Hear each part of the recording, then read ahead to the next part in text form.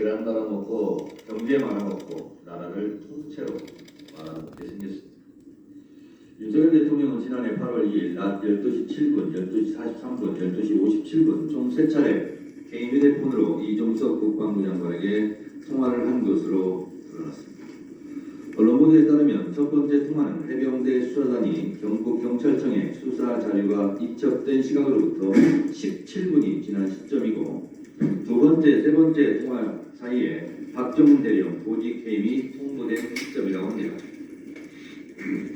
윤석열, 이종석 간의 통화 사실이 대대적으로 알려진 후 대통령실 고위 관계자는 통화할 당시 최상병 사건 관련 논의는 이루어지지 않았다는 입장을 밝혔다고 합니다.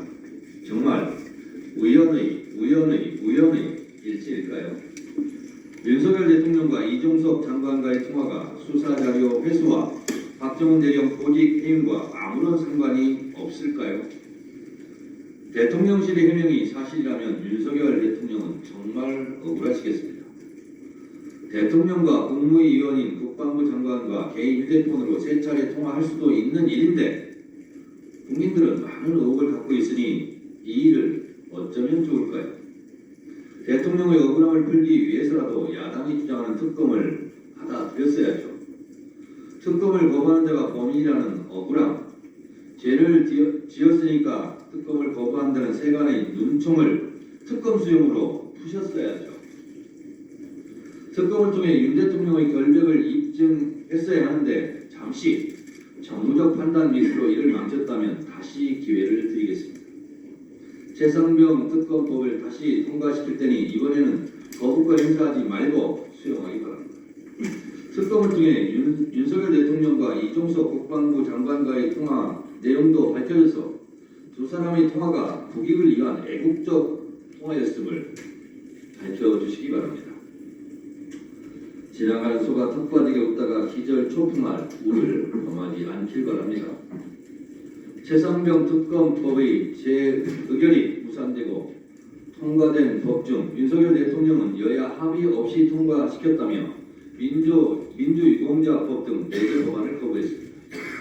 그 4개 법안 중에는 국민의힘 소속 홍문표 의원이 대표 발의한 농업회의소 법안, 지속가능한 한우 산업을 위한 지원 법안도 포함되어 있습니다. 농업인과 한우 농가가 뭔 죄입니까? 목욕물을 버리다 아이까지 버린다는 말은 들어봤어도 거부권을 행사하다 자신들 여당이 낸 법안까지 거부하는 희대의 코미디는 처음 봅니다. 국회법 정신은 여야 합의가 아니라 협의로 되어 있고 협의가 되면 좋겠지만 협의가 안 되면 다수결로 처리하라고 되어 있고 헌법 제49조도 국회 의사결정은 다수결로 하라고 되어 있습니다. 여야 합의 없는 법안은 모조리 대통령 거부권을 행사한다면 지금까지 14번인데 앞으로 140번, 1400번 대통령 거부권 행사를 보게 될지도 모르겠습니다. 명확한 삼권분립, 헌법 정신 위배고 국민에 대한 항명입니다.